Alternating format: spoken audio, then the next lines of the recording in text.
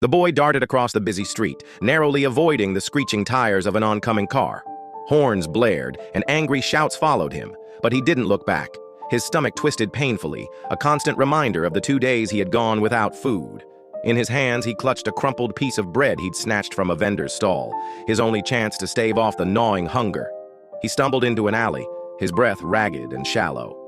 The bread, stale and dry, felt like a treasure in his trembling hands.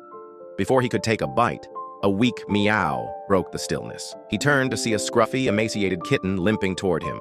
Its fur was patchy, its eyes pleading. The boy hesitated, his own hunger clawing at him. He crouched down, holding out the bread. "Here," he whispered, breaking off a tiny piece. The kitten devoured it greedily, and the boy smiled faintly, despite the hunger pangs that intensified with each passing second.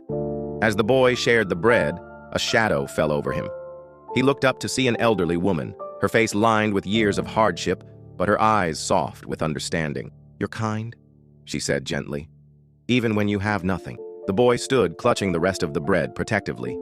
He didn't trust easily, but something about the woman's voice made him pause. She reached into her bag and pulled out a warm, fragrant roll. "For you," she offered. He hesitated, his eyes darting between her and the food. Slowly, he took the roll, his hands shaking.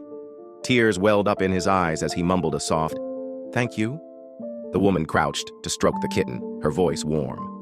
"Come with me, child. You shouldn't be alone." The boy hesitated again, but the promise of warmth and safety was too strong to ignore. Clutching the roll and with the kitten cradled in his arms, he followed her.